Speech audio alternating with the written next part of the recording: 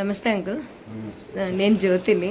కొంచెం మీ గురించి తెలుసుకోవాలని మీతో మాట్లాడదాం అనుకుంటున్నాను అంకుల్.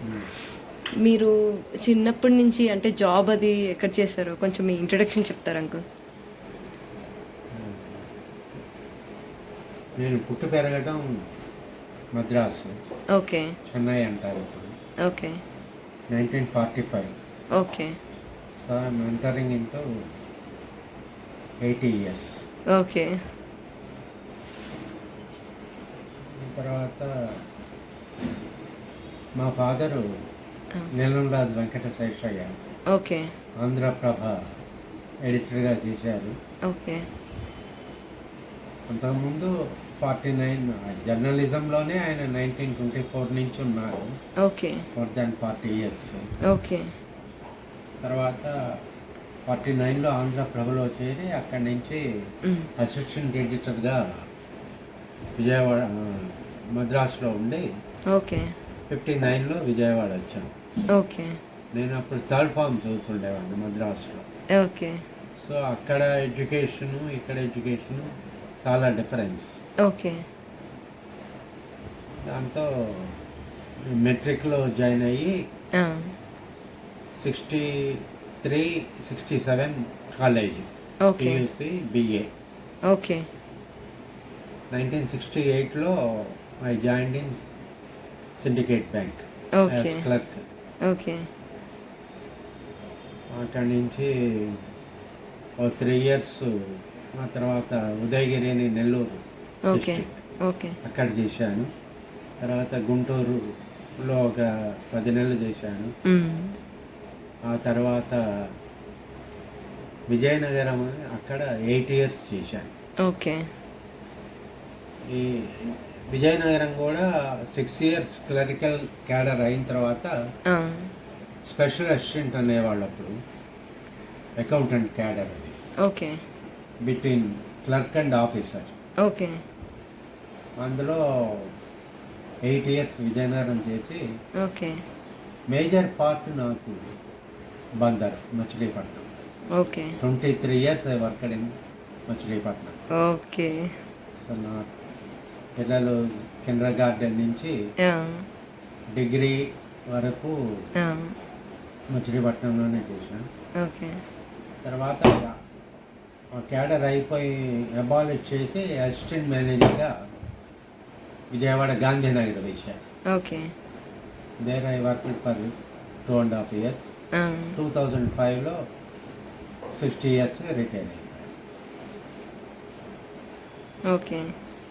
కానీ ఏంటంటే చిన్నప్పుడు మద్రాసులో కానివ్వండి, విజయవాడలో కానీ మమ్మల్ని మా పద్ధతులు ఎట్లా ఉండాలి ఏమిటి అనేది కూడా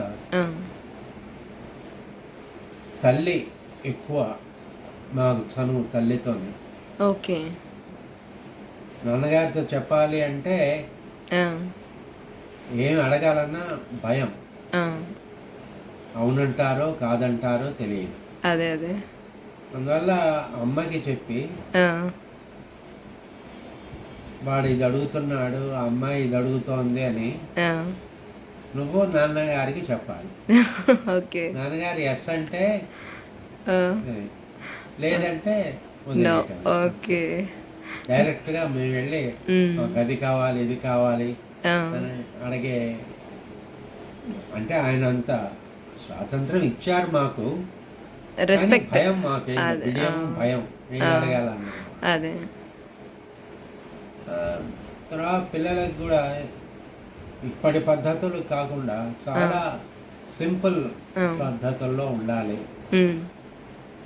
వాళ్ళ అవసరాలు ఎంత అవసరమో అంతవరకే. తర్వాత నాకు విజయవాడలో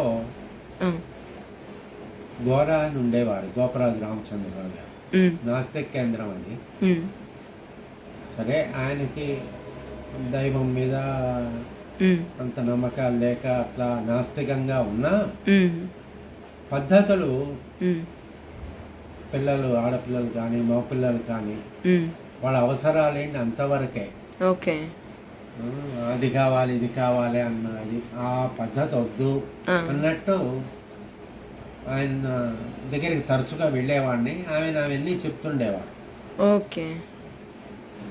అందువల్ల ఇంట్లో ఉంటే మాకు అప్పుడు విజయవాడ ఎండలు ఇప్పుడున్నట్టుగానే అప్పుడు ఎండలు ఎక్కువే. ఓకే. మేడ పైన ఉండేవాళ్ళం. ఉంటే ఫ్యాన్లు లేవు, సరే ఇప్పుడు ఎయిర్ కూలర్లు ఇవేవీ లేవు. మరీ ఉక్క పోస్తుంది, చెమట పోస్తుంది అంటే విసనకర్ర ఇచ్చేవారు విసురుకోండి అని. బట్టలు వేసుకునే ఇవి కూడా ఖద్దరు పైజమా, హాఫ్ షర్ట్, అది అట్లానే pant, shirt, full hands, half hands అవి కూడా లేవు. ఓకే. గడియారాలు లేవు. కళ్ళజోడు ఏంటంటే కళ్ళ ప్రాబ్లం కనుక కళ్ళజోడు ఉండేది. ఓకే. మంచినీళ్ళు కావాలి, చల్లటి నీళ్ళు కావాలంటే అప్పుడేం ఫ్రిడ్జ్లు ఏం లేవు, గ్యాస్ స్టవ్ లేవు, కుంపట్లో మా అమ్మ వంట చేసేది. ఓకే. ప్రతి వేసవికాలం కొత్త కుండ తెచ్చేవాళ్ళు. అందులో నీళ్లు నింపేవాళ్ళు, చుట్టూ తడిగుడ్డ చుట్టేవారు. అదే ఐస్ వాటర్, కుండలో నీళ్ళే ఐస్ వాటర్. ఎందుకు చెప్తానంటే పిల్లల్లో ఆ టైంలో వాళ్ళ అలవాట్లు ఎంత అవసరం ఉండేదో అంతవరకే. ఓకే. సరే అక్కడికి వెళ్ళాలి, ఇక్కడికి వెళ్ళాలి, పార్క్ ఉండేది, పార్క్ వెళ్ళి ఆడుకోండి అనేవాళ్ళు. ఇంకా పిక్నిక్లు, టూర్లు ఎక్కడికి లేదు, ఏమీ లేవు. మీ స్కూలింగ్ అంతా కూడా చెన్నైయేనా అంకుల్? థర్డ్ ఫార్మ్ వరకు చెన్నైలో చెప్పారు. సారీ. అంటే అది జిడ్డు కృష్ణమూర్తి గారి అనిబిసెంట్ అని ఆవిడ జిడ్డు కృష్ణమూర్తి గారు. ఓకే. వాళ్ళ ప్రోద్బలంతో ఋషి వ్యాలీ అని చిత్తూరు జిల్లాలో ఋషి వ్యాలీలో స్కూల్ ఉండేది, జిడ్డు కృష్ణమూర్తి స్కూల్. వాళ్ళ దగ్గర ఆయన అంతా నేర్చుకొని పిల్లలకి చదువు ఎట్లా చెప్పాలి ఏంటి అనే దాన్ని జీవి సుబ్బారావు గారని, స్వాతంత్ర సమర యోధుడు, స్వాతంత్రంలో వాటిలో పాల్గొన్నాడు. ఆయన ఏంటంటే ఎక్కువగా పిల్లల చదువు విషయము, పిల్లల్లో మంచి నడవడిక ప్రవర్తన ఉండాలి అన్న పద్ధతిలో మద్రాసులో స్కూల్ పెట్టాడు. ఓకే. టీ నగర్ అని, అక్కడ అంతా సినిమా వాళ్ళే ఉండేవాళ్ళు, అక్కడ స్కూల్ పెట్టాడు. అక్కడ 5th 4th క్లాస్ నుంచి 3rd ఫార్మ్ వరకు అక్కడే చదివాను నేను, నా పెద్ద చెల్లెలు. ఓకే. ఆ టైప్ ఆఫ్ స్టడీ ఎడ్యుకేషన్ ఎట్లా ఉండేదంటే ఈ మిగతా స్కూళ్ళలో లాగా annual exams, half yearly, quarterly అట్లా కాకుండా ఆ పద్ధతి లేదానికి. ఏం చేసేవాడంటే సోమవారం స్కూలు పెట్టి శుక్రవారం వరకు ఒక్కొక్క సబ్జెక్టులో క్లాస్ ఏ పాఠాలు చెప్పారో 3 పాఠాలు 4 పాఠాలు అవి పాఠం చెప్పేవారు, ప్రశ్నలు ఇచ్చేవారు, రాసుకునేవాళ్ళం, సమాధానం చెప్పేవారు, రాసుకునేవారు. అది చదువుకొని శనివారం నాడు ఇంకా ఏ ఉండదు, శుక్రవారం వరకు, సోమవారం శుక్రవారం వరకు స్టడీ పాఠాలు. శనివారం ఆ 3 పాఠాల్లో జరిగిన వాటిల్లో క్వశ్చన్స్ కానీ, డాష్లు బ్లాంక్స్ అని అట్లా అది ఏదైనా తెలిసిన మీద ఒక సబ్జెక్ట్ మీద ఒక ఎస్సై, ఆ తర్వాత ఒక 5 నిమిషాలు దాని గురించి ఏదో సబ్జెక్టు ఉంది, ఒక 5 నిమిషాలు మాట్లాడాలి, ఎలక్యూషన్ కంటెస్ట్ లాగా. అట్లా ఎగ్జామినేషన్ ఫియర్ అనేది లేదు. అయ్యో హాఫ్ ఇయర్లీ వస్తే భయపడిపోతూ రాస్తామా, పాస్ అవుతామా, ఫెయిల్ అవుతామా, పాసు ఫెయిల్ అనేది లేదు. ఈ ఎవ్రీ వీక్ జరిగిన పాఠాల మీద గ్రాస్పింగ్ వీడు ఎంత నేర్చుకున్నాడు, ఎంతవరకు వీళ్ళకి అది ఇదైంది, ఆ టెస్ట్ చేసేవాడు. ఇవి కాకుండా ఎక్స్ట్రా కరికులర్ యాక్టివిటీస్ లాగా నేను ఎప్పుడు డ్రామాల్లో వేయలేదు. ఓకే. మా చెల్లెలు చిన్న చిన్న వేసి అలా. మీరు సిబ్లింగ్స్ ఎంతమంది అనుకో? మీరు సిబ్లింగ్స్ ఎంతమంది? మీరు? మేము మొత్తం 5గురము. ఓకే. నా పైన 2 బ్రదర్స్ ఉన్నారు. ఓకే. పెద్ద ఆయన ఎంఏ ఆనర్స్ చేశారు, ఎంఏ చేశారు ఎకనామిక్స్లో. ఆయన తర్వాత స్టేట్ గవర్నమెంట్లో ఈ బ్యూరో ఆఫ్ స్టాటిస్టిక్స్ ఎకనామిక్స్లో డైరెక్టర్గా చేసి రిటైర్ అయ్యారు. Okay. Is a follower of Jiddu Krishnamurti. Okay. ఆయన్ని బుక్స్ చాలా వరకు ట్రాన్స్లేట్ చేశారు. ఓకే. ఆయన మా వదిన ఇద్దరు కూడా. తర్వాత last year expired, 97th year. Sorry, 97 years కి. Wow, great. రెండవ బ్రదరు ఆయన బ్యాచులర్, మ్యారేజ్ చేసుకోలేదు. ఆయన సెంట్రల్ గవర్నమెంట్ జాబ్లో కొంతకాలం ఉండి తర్వాత ఫోటోగ్రఫీ బాగా ఇంట్రెస్ట్ ఆయన. ఓకే. చిన్నప్పుడే స్టూడియోలో ఫోటోగ్రఫీ అది నేర్చుకున్నాను మద్రాసు. ఆయన తర్వాత ఆంధ్రప్రభలో press staff correspondent and photographer, reporter. Okay. And as a copy editor after retirement Indian ఎక్స్ప్రెస్లో కాపీ ఎడిటర్గా అని చేసి ఆ పోస్ట్లో చేసి 2008లో ఆయన పోయారు. Okay. So I'm only 1 person. Okay. నా తర్వాత 2 సిస్టర్స్, ఇద్దరు కూడా. పెద్ద సిస్టర్ ఇప్పుడు ఆమె she 75. Okay. She is in Kondapur, Hyderabad. ఆమె ఆయుర్వేద డాక్టర్. బాంబేలో మరాఠీ లాంగ్వేజ్ నేర్చుకొని పరీక్ష రాసి ఆయుర్వేద కోర్స్ 5 years బాంబేలో ఉంటూ పూణే వెళ్ళేది ప్రతిరోజు ట్రైన్లో. వెళ్ళి కాలేజీలో అక్కడ 5 years చదివి అండ్ షీ గాట్ డాక్టరేట్. డాక్టర్గా బాంబే వచ్చి అంతా బాంబే స్లమ్ ఏరియా బాండు, అక్కడ ఒక పెద్ద డాక్టర్ దగ్గర, ఆయుర్వేద డాక్టర్ దగ్గర హౌస్ సర్జన్ చేసి మందులు ఇవ్వటం చేయటము ప్రాక్టీస్ అక్కడే చేస్తుండేది. ఆ నాలెడ్జ్ అంతా బాగున్నది. కానీ అలా డైలీ ఎందుకు వెళ్ళేవారండి అంత కష్టపడి? అంటే సీట్ అక్కడ వచ్చింది, కాలేజీలో సీటు. ఆమెకి బాంబే కాకుండా పూణేలో వచ్చింది. ఆయుర్వేద కాలేజెస్ అక్కడ ఉన్నాయి. ఓకే. బాంబేలో, పూణే, అక్కడ షిఫ్ట్ అయిపోవచ్చు కదా. అంటే ఆయన మా బావగారు మాది ఇంగ్లాండ్ కంపెనీ. ఆయన ఇంగ్లాండ్లోనే 7 years ఉన్నారు, 10 years పైన ఉన్నారు. మ్యారేజ్ అయిన తర్వాత కూడా 4 years ఉన్నారు. ఈ got doctorate degree in automobile engineering, gear బాక్సెస్లో డాక్టరేట్ PhD చేశారు. సో వాళ్ళ కంపెనీలోనే ఈ గాట్ జాబ్ ఇన్ ఇంగ్లాండ్. అక్కడి నుంచి బాండు వాళ్ళ ఫ్యాక్టరీ, అక్కడికి వచ్చారు. అక్కడ ఉన్నారు. అందువల్ల ఈమెకి అసలు ముందు నుంచి చిన్నప్పటి నుంచి డాక్టర్ అవ్వాలని కోరిక, MBBS చేయాలని. మాకు అంత ఆర్థిక స్తోమత లేదు కనుక మా నాన్నగారు నేను చదివించలేను, BA వరకు చదివిస్తాను, గ్రాడ్యుయేషన్.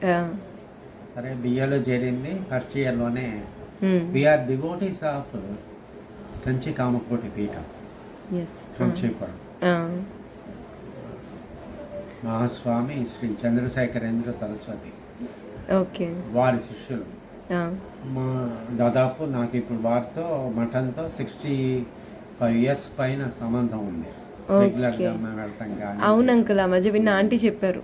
డైరెక్ట్ గా మీరు చంద్రశేఖర్ స్వామీజీని చూసారంట కదా, తాతగారిని. 13th year లో మా ఫాదర్ తీసుకెళ్ళారు వారి దగ్గరికి. అప్పటి నుంచి నేను వారి డివోట్. దర్శనం చేసుకోవటము, చేయటము.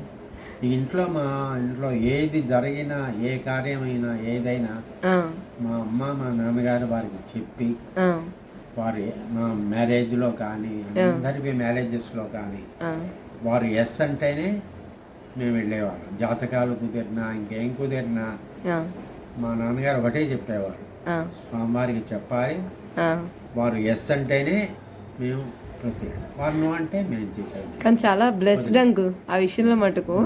అంత చంద్రశేఖర్ స్వామీజీతో అంత క్లోజ్ బాండింగ్ ఉండడం అనేది రియల్లీ బ్లెస్డ్ వన్. అందువల్లే మా ఇది ఫస్ట్ ఇయర్ చదువుతున్నప్పుడే విజయవాడలోనే ఏదో దేవాలయంలో కాబోయే అత్తగారు ఈవెన్ మా అమ్మ మా చెల్లెల్ని చూడటం, ఓకే, నువ్వు ఎవరు ఏమిటి అవన్నీ అడగటం. అప్పటికే మా బావగారు కెనడాలో చేసి లండన్లో ఉన్నారు. ఆయన కెనడాలో ఎంటెక్ చేశారు. సరే ఏవో కొన్ని వివరాలు అడిగితే చెప్పింది, మీరు ఎవరు ఏంటి మీ నాన్నగారు అంటే ఫలానా అని చెప్పింది. ఆమెది అంతా విని వాళ్ళ ఆమెకి కొడుకులు ఉన్నారు న్యూయార్క్లో, అక్కడికి వెళ్ళి వాళ్ళకి చెప్పింది, ఇట్లా మేము చూశాను, నేను చాలా బాగుంది. ఆ అమ్మాయి ఏదో 2-3 వివరాలు అడిగితే అంతవరకే చెప్పింది, మిగతా చెప్పలేదు. మీరు వెళ్ళి విజయవాడ వెళ్ళి ఎంక్వైరీ చేయండి అంటే అట్లా. అందువల్ల ఆమెకి ఎంబీబీఎస్ చేసే స్కోప్ లేకపోయింది. సో మ్యారేజ్ అయ్యి లండన్ వెళ్ళి తిరిగి వచ్చిన తర్వాత, అమ్మాయి కలిగిన తర్వాత, ఆమెకి బిడ్డ పుట్టిన తర్వాత, అప్పుడు ఆయుర్వేద కోర్సులో 5 years చదివి, దట్టు మరాఠీ లాంగ్వేజ్లో వాళ్ళు నేర్చుకోవాలన్నారు. మరాఠీ లాంగ్వేజ్ నేర్చుకోవాలి, మరాఠీలో పరీక్ష రాయాలి, ఎంట్రన్స్ ఎగ్జామ్ లాగా. అందులో పాస్ అయితేనే you are admitted in college. కానీ అది చాలా గ్రేట్ అంకు. అదర్ లాంగ్వేజ్ నేర్చుకుని ఎగ్జామ్ రాసి పాస్ అయ్యి డాక్టరేట్ చేయడం అనేది very great. Her eldest daughter, she is also బెంగళూరులో ఉంటుంది. ఆమె ఆయుర్వేద డాక్టర్, ప్రాక్టీస్ చేస్తుండేది. అందువల్ల ఏదైనా కూడా మేము స్వామివారికి చెప్పాలి, చెయ్యాలి అన్న పద్ధతిలోనే ఉండేది. ఓకే, మీకు చంద్రశేఖర్ స్వామీజీ గారితో ఉన్న చిన్నప్పుడు గుర్తున్న ఇన్సిడెంట్స్ ఏమైనా ఉన్నాయా అంకుల్? ఇప్పుడు మనం బోల్డని బుక్స్ చదువుతూ ఉంటాం మేము, లేదా యూట్యూబ్లో వింటూ ఉంటాము. అలా కాకుండా మీరు చాలా పర్సనల్గా దగ్గరగా కలిసామన్నారు కదా, సో మీకు గుర్తుండే సంఘటనలు రిగార్డింగ్ మీ గురించి కానీ లేకపోతే జనరల్గా? అదే ఇవి ఆయనకు వచ్చిన, ఆయనకి కలిగిన ఎక్స్పీరియన్స్ అన్నీ కలిపి నడిచే దేవుడు అనే పుస్తకం కూడా రాశారు. చూసుంటారు అనుకుంటా. అవును, చూసాను. చాలా పాపులర్ అయింది ఆ పుస్తకం. అది మరాఠీలో ట్రాన్స్లేట్ అయింది, కన్నడంలో ట్రాన్స్లేట్ అయింది, తమిళ్లో ట్రాన్స్లేట్ అయింది, ఇంగ్లీష్లో చేయాలనుకుంటున్నారు. అంటే నాకు నా 13 ఏడు వరకు కూడా ఫిట్స్ లాగా వచ్చేవి బాగా. కొంచెం ఫీవర్ వస్తే ఫిట్స్ వచ్చేది. ఎక్కడ రోడ్డు మీద కానీ ఎక్కడైతే అక్కడ పడిపోయేవాడిని. స్కూల్లో ఉన్నప్పుడు కూడా పడిపోతుండేవాడిని. కానీ మా చెల్లెలు చాలా ధైర్యవంతురాలు. వాళ్ళకి తెలియదు ఇంట్లో, అమ్మకి కానీ మా నాన్నకి తెలియదు. పొద్దున 7ంటికి వెళ్తే సాయంత్రం 6ంటికి స్కూల్ నుంచి వచ్చేవాళ్ళం. టీ నగర్ అక్కడికి వెళ్ళాలి. జెమినీ స్టూడియో అని అక్కడ దిగి అక్కడి నుంచి దాదాపు 30 గంట నడిచి వెళ్ళాల్సి వచ్చేది. అట్లా ఏదైనా వస్తున్నప్పుడు నోటీస్ చేసి తన బ్యాగు, నా బ్యాగు, 2 క్యారియర్లు ఇవన్నీ మోసుకొని ఆ చేయి పట్టుకొని కూర్చోబెట్టి ఒక చోట, అది తగ్గిన తర్వాత స్కూల్కి తీసుకెళ్ళటం అట్లా చేసేది. చాలా మంది డాక్టర్లు చూశారు, అదే తగ్గుతుందిలేండి, ఏమీ మితి లేదు, చిన్న బిడ్డలు చేష్టాలంటారు కదా, అట్లా వస్తుంటుంది, ఏజ్ పెరిగే కొద్దీ తగ్గుతుంది అని. కానీ ఎంతకే తగ్గేది కాదు. ప్రతి నెల ఇబ్బంది పడుతుండేవాడు. మా నాన్నగారు మా అమ్మ తీసుకొని స్వామివారి దగ్గరికి వెళ్తే నన్ను అట్లా చూశారు, నమస్కారం చేశాను. మా అమ్మ చెప్తోంది, వీడికి అనారోగ్యం వల్ల చదువులో యావరేజ్గా ఉన్నాడు, కానీ అనారోగ్యం వల్ల ఇబ్బంది పడుతున్నాడు అని అంటే, అసలు వారు మనం ఎవరైనా వెళ్ళి, మన ఆంధ్రదేశంలో అలవాటు ఏంటంటే స్వామివారు ఒక గురువు గారు వచ్చారంటే వెళ్ళి పాదాలు తాకి నమస్కారం చేస్తాం. అదేంటే అది ఒక మన నమ్మకం. అవును. అట్లా చేస్తే వారు మన ఆశీర్వదిస్తారు, అవును. మనకి అన్నీ మంచి జరుగుతాయని. ఉమ్. తమిళనాడులో ఈ కంచి మఠంలో ఏమిటంటే వారిని ఎవరు తాకకూడదు, ఓకే. పాదాలు కూడా తాకకూడదు, ఓకే. దూరం నుంచే నమస్కారం చేయాలి. అవును. కటాక్షిస్తారు, ఆశీర్వదిస్తారు, అవును. మనం చెప్పినవన్నీ వింటారు అవును. అని మా అమ్మ చెప్తుంటే అవును. వారి ముందు నేను 3 సార్లు సాష్టాంగ నమస్కారం చేస్తున్నాను. అవును. నా అదృష్టం ఏమిటో నాకు తెలియదు, అవును. వారు 3 సార్లు నా వీపుని ఇట్లా చేత్తో తడిమారు. ఓ. 3 సార్లు ఓకే. తడేమి ఇంకేం ఉండదు, అవును. అనారోగ్యం అది పోతుంది, అవును. చదువులో బాగానే వస్తాడు, అవును. వృద్ధిలోకి వస్తాడు ఓకే. అన్నారు. అవును. అటువంటి అదృష్టం నాకు నా 13 ఏళ్ళలో జరిగింది. ఓకే. అప్పటి నుంచి నాకు ఏమీ జరగలేదు, ఆరోగ్యం బాగుంది. మళ్ళీ రాలా? మళ్ళీ రాలేదు. ఆ. మళ్ళీ లేదు. అది మళ్ళీ అలాంటి అదృష్టం ఆ. మా నడిచేదేవుడు పుస్తకం రాసి స్వామివారు మా నాన్నగారు ఆ. ఇంకొక 6 నెలలో గతిస్తారన్న టైంలో మద్రాసు కంచి వెళ్ళి ఆ. స్వామివారి దర్శనం చేసుకోవడానికి మా నాన్నగారు, అమ్మ, మా రెండో అన్నయ్య, ఆ. మా అబ్బాయి, నాకు ఒక్కడే కొడుకు ఉమ్. చంద్రశేఖర్ అనే పెట్టుకున్నా వాడికి మా స్వామివారి పేరే. ఓకే. ఈ నలుగురు వెళ్ళారు. ఆ. పుస్తకం బాగా పాపులర్ అయింది ఉమ్. అని ఏదో కొంత అమౌంట్ దాని మీద వచ్చింది, దాన్ని వారికి మఠానికి ఇచ్చారు. ఆ. అప్పుడు స్వామివారు ఇలాంటిదే పేము కుర్చీ, టిల్టింగ్ చైర్ అంటారు, కొంచెం వంగుతూ ఉంటుంది, అవును. దాని మీద కూర్చున్నారు. దాంట్లో ఆ. శిష్యుల్ని ఒక శిష్యుని నుంచి మిగతా అందరినీ బయటికి పంపించి తలుపులు వేసాను అన్నారు. వేసి ఆ శిష్యుడి చేత ఈ నలుగురికి బట్టలు పెట్టమన్నారు. ఓకే. పంచాది. ఓకే. చందు అన్నయ్యకి చందన్ వెళ్ళిన నలుగురికి పంచ, మా అన్నయ్యకి ఒక పంచ, మా నాన్నగారికి ఒక పంచ, మా అమ్మకి చీర. ఓకే. ఈ 4 వాళ్ళకి పెట్టమన్నారు. అది తీసుకొని వీళ్ళు నమస్కారం చేస్తుంటే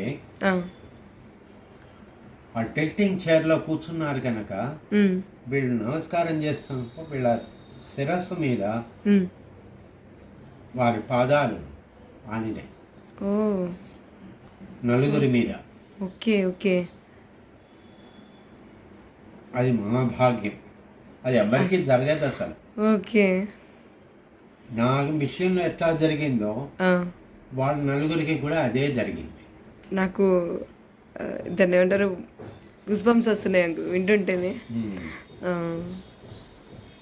సరే ఆశీర్వదించారు, తలుపులు తీయమన్నారు. మీరు నమ్మరు, బయట 200 మంది నిలబడి ఉన్నారు. 200 మంది అంటే లోపలికి రావడానికి లేదు. వాళ్ళు ఆ తలుపు దగ్గర ఈ కుర్చీ ఉండేది, అక్కడికి వచ్చి ఆ తలుపు దగ్గర బయట నిలబడి వాళ్ళు నమస్కారం చేస్తే చెయ్యి ఇట్లా చూపించడం, వాళ్ళు వెళ్ళిపోవడం. వాళ్ళు ఆ 200 మందికి 15 నిమిషాల సేపు ఈ తలుపులు వేశారు. ఎందుకు, ఏం జరుగుతోంది లోపల, ఆతురత, ఉత్సుకత, తెలుసుకోవాలి. వీళ్ళు నలుగురు బయటికి రాగానే ఏం జరిగింది స్వామివారు మిమ్మల్ని లోపల నుంచి తలుపులు ఎందుకు వేశారు అని అంటే ఆ శిష్యుడు ఉండి వారు ఆశీర్వదించారు. మహాభాగ్యంగా వాళ్ళకి ఆ ఆశీర్వచనం జరిగింది. అంటే వాళ్ళు ఎంతో ఇదైపోయి వాళ్ళందరూ మా నాన్నగారికి నమస్కారం చేసి స్వామివారు మిమ్మల్ని అట్లా స్పర్శతో మిమ్మల్ని చేశారు కనుక దాంట్లో మాకు కొంతైనా మాకు రావాలి అంటే మీ పాదాలకు నమస్కారం చేస్తే మాకు కూడా భాగ్యం వస్తుందని అంతమంది అట్లా దర్శనం చేశారు. అది తర్వాత నా అనారోగ్యం వల్ల నాకు 2002-3లో స్టంట్స్ వేశారు. 2012లో బైపాస్ అయింది. ఆ 2002లో హార్ట్ అటాక్ లాగా నాకు వచ్చింది. ఓకే. వస్తే హైదరాబాద్ వెళ్ళి స్టంట్ వేయటానికి ఐసీయూలో ఓ రోజు ఉంచారు. అంటే వాళ్ళకి పల్స్ కొంచెం ఇర్రెగ్యులర్గా ఉంది. అది స్టెబిలైజ్ అయిన తర్వాత యాంజియోగ్రామ్ తీసో ఏదో చేసి స్టంట్ వేయాలని. ఓకే. ఆ నైట్ నేను ఐసీయూలోనే ఉన్నాను. చిన్న గది అది. ఆ గదిలో నేను ఒక్కడనే ఉన్నాను. తలుపులన్నీ వేసారు. సరే ఎర్లీ మార్నింగ్ అరౌండ్ 2 and 3 మధ్యలో అన్నీ తలుపులేసి ఉన్నాయి. నాకు ఒక స్వప్నంలాగా వచ్చింది. అందులో స్వామివారు చంద్రశేఖర స్వామిజీ, పెద్ద చంద్రశేఖరేంద్ర స్వామివారు కల్లో కనపడ్డారు. అది గోడలోంచి ఇట్లా చీల్చుకొని బయటకు వస్తున్నట్టుగా వచ్చారు. ఓకే. నేను చెప్తున్నాను, నాకు ఇట్లా ఏదో హృద్రోగ సంబంధమైన ఇది ఏర్పడ్డది. వాళ్ళ డాక్టర్లు ఏవో అవి చికిత్సలు చేయాలంటున్నారు. మీ ఆశీర్వచనమే కావాలి నాకు అంటే చెయ్యి ఎట్లా చూపించి, ఏం లేదు అన్నీ బాగా జరుగుతాయి, తప్పకుండా చేసుకో, నువ్వు ఇది చికిత్స చేయించుకో, నీకు అన్నీ బాగానే జరుగుతాయి అన్నారు. అంటున్న టైంలో ఒక్కసారి నేను కళ్ళు తెరిచాను. కళ్ళు తెరిస్తే ఇంకా నాకు కనబడుతూనే ఉన్నారు, ఎదురుగా కనబడుతూనే ఉన్నారు. వెంటనే నమస్కారం చేశాను. He disappeared. ఓకే. మరి ఎట్లా వచ్చారో ఎట్లా వెళ్ళారో నాకు తెలియదు. ఓకే. సరే పొద్దున మళ్ళీ వాళ్ళు పల్స్ చూడటానికి, టెంపరేచర్ చూడటానికి నర్సు, డ్యూటీ నర్సులు ఉంటారు కనుక ఇక మళ్ళీ నేను నిద్రపోయాను. 3 తర్వాత వాళ్ళు వచ్చి లేపే వరకు నాకు మెలకు రాలే. నేను చూసి పల్స్ చూసి డాక్టర్కి చెప్పటం, ఆయన వచ్చాడు. వస్తే డాక్టర్ గారు, మీరు చేసే చికిత్స అవి చెయ్యండి, నాకు మా స్వామివారే నాకు ఇన్సూరెన్స్ ఇచ్చినట్టుగా ఇచ్చారు, అంతా బాగా జరుగుతుందని. ఓకే. నేను ఫుల్గా మీకు కోఆపరేట్ చేస్తాను. ఓకే. మీరు ఏ చికిత్స చేయాలో చేయండి. చాలా ఆశ్చర్యపోయారు వాళ్ళు. అంత ముందు రాత్రి వరకు ఇదిగా ఉన్నది, ఐసీయూలో ఉంచాము, ఎట్లా ఉంటుంది అన్నదాన్ని అవర్స్లోనే changed it. Okay. That is the second experience నా లైఫ్లో. తల్లి ఎట్లా జన్మ ఇచ్చిందో నాకు మా స్వామివారు నాకు పునర్జన్మ ఇచ్చారు. అప్పటి నుంచి నాకు ఇంకా హెల్త్ పాయింట్ ఆఫ్ వ్యూ ఏమీ లేదు. ఈ రోజుకి కూడా 24 అవర్స్లో ఎక్కువసేపు వారి నామస్మరణే చేసుకుంటాను. వారి గురించిన పుస్తకాలే చదువుతాను. వారి గురించి ఎవరైనా అడిగితే వారి గురించే చెప్తాను. అది నాకు, నా భార్యకి, నా పిల్లలకి, అందరికీ, నా మనవలకు కూడా అది అలవాటు అయింది. అంటే ఇప్పుడు వాళ్ళు 4th జనరేషన్. మా ఫాదరు, నేను, నా అబ్బాయి, వాళ్ళ మనవల 4. ఈ 4 జనరేషన్స్లో కూడా నాకు స్వామివారే. ఆయన నడిచే దేవుడు అంటే నాకు నడిచే దేవుడే ఆయన. ప్రత్యక్ష దైవం నాకు. కానీ చాలా ఇదిగా ఉంది అంకుల్ వింటుంటేనే. నా అదృష్టంగా ఇది ఫీల్ అవుతున్నా నేను మీతో మాట్లాడడం అనేది. I'm feeling very blessed. మీకు అసలు స్వామి గారు ఎలా అంకుల్ ఫస్ట్ అసలు మీ నాన్నగారు అంకుల్ తాతగారు నుంచి వాళ్ళ పేరెంట్స్ అలా వెళ్ళేవారా? అంటే అంత క్లోజ్నెస్ ఎలా వచ్చింది స్వామీజీతో? కనుక మేము ఈయన we lived for 100 years. 94లో 1994లో సిద్ధి పొందారు. మా ఫాదర్ 92లో పోయారు. ఓకే. అంటే 1892లోనే he was born. 94లో he was born. And in his 13th year he ascended the Kanchi Peetham. Okay. So for 87 years he was the పీఠాధిపతి ఆఫ్ కంచి కామకోటి పీఠం. ఓకే. 87 ఏళ్ల చాతుర్మాసాలు చేశారు ఆయన. Okay. వారి ముందు ఏ స్వామి ఏ పీఠంలో చేయలేదు. వారి తర్వాత ఇప్పుడున్న వాళ్ళలో కూడా అన్ని సంవత్సరాలు చాతుర్మాస్యం 87 చాతుర్మాసాలు చేసింది వీరొక్కరే. వీరి లైఫ్లో ఎప్పుడు కారు, బస్సు, ట్రైను ఏవి ఎక్కలేదు. ఒక రిక్షా, ఆ రిక్షాని వెనకాల ఇట్లా పట్టుకొని నడవటమే. నడిచే దేవుడు అంటే ప్రాక్టికల్గా నడకే ఆయన. Okay. Up to his 90 years he walked. Like Adishankara, who traveled India, complete భారతదేశం 3 times నడక ద్వారా చేశారు. వీరు అదే 3 సార్లు ఆసేతు హిమాచలం, రామేశ్వరం నుంచి కాశ్మీరం వరకు కూడా నడిచే వెళ్ళారు. ఓకే. ఊళ్ళో లోపలికి వస్తే పల్లకి ఎక్కేవారు. ఎందుకంటే అడిగేవారు గ్రామస్తులు, మిమ్మల్ని ఊరేగింపుగా తీసుకెళ్ళాలి కదా ఊళ్ళోకి అంటే అప్పుడు పల్లకి ఎక్కేవారు, లేదంటే నడిచి వెళ్ళటమే. అట్లా మద్రాసులో ఉంటే ఈయన ఉపన్యాసాలు 55, 56, 57 ఇయర్స్లో 3 years he was in Madras. రోజు ఉపన్యాసాలు చెప్పేవారు అన్ని సబ్జెక్టుల మీద, రామాయణం, భారతం, మన ఆచారాలు, దైవ ప్రార్థనలు, పిల్లలు ఎట్లా ఉండాలి, ఆడవాళ్ళు ఎట్లా ఉండాలి, మడి ఆచారం, మన హిందూ పద్ధతులు ఏమిటి, వీటన్నిటి మీద daily 45 minutes to 1 hour public speeches ఇచ్చేవారు. అవన్నీ తమిళ్లోనే చెప్పేవారు. అది హిందూలో లాస్ట్ పేజ్లో రోజు ఆ ఉపన్యాసాన్ని జిస్టుని ఇంగ్లీష్లో వేసేవారు. అది మా నాన్నగారు చదువుతుండేవారు. అది చదివిన తర్వాత 2-3 సార్లు వెళ్ళారు కూడా మద్రాసులో కూడా. ఎక్కడ ఉపన్యాసాలు అవుతుంటే వెళ్ళి వినేవారు. అది ఇన్ని బాగా ఇన్ఫ్లుయెన్స్ చేసింది. చెప్పే పద్ధతి, సబ్జెక్టు, అది.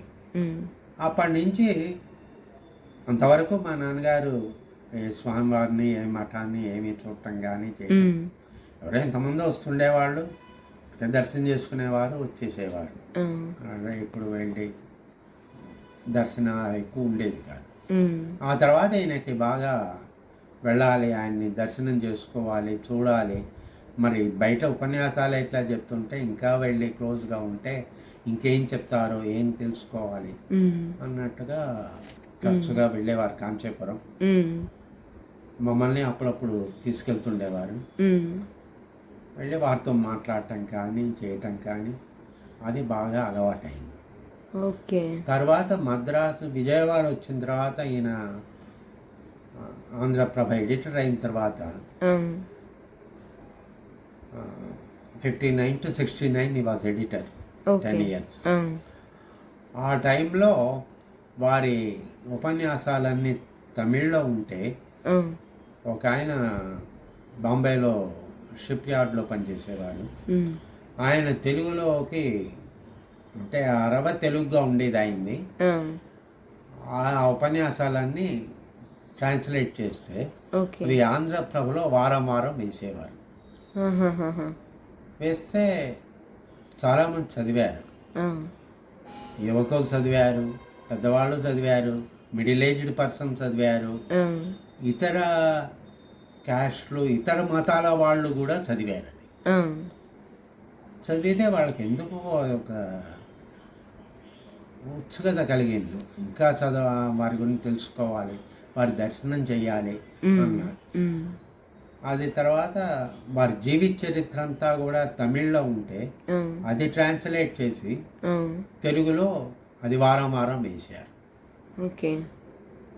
అంటే ఒక రకమైన ఇది జర్నలిస్టులాగా ఉన్న పద్ధతులు ఇవి. ఓకే. ఒకరి గురించి ఎక్స్పోజ్ చేయాలి అంటే ఆ, ఇట్లా వాళ్ళ ఉపన్యాసాలు, జీవిత చరిత్రలు పేపర్లో చిన్న చిన్నదిగా 2 కాలాలు పావు గంటలో చదివేసి పేపర్ అక్కడ పడేది. ఓకే. అట్లా క్రియేట్ చేశారు. ఆ ఇంట్రెస్ట్ క్రియేట్ చేశారు జనాల్లో. ఆ, సరే వెళ్ళేవారు, కంచి వెళ్ళేవారు, అందరూ వెళ్ళలేరు దర్శనం. అవును, అవును. ఆ టైంలో వారు 67లో, అంతకుముందు 30లో వచ్చారు 1930స్లో. ఆ, మళ్ళీ సెకండ్ టైం 67లో ఆ, from Kanchipuram he started to have Vijaya Yatra ఆ,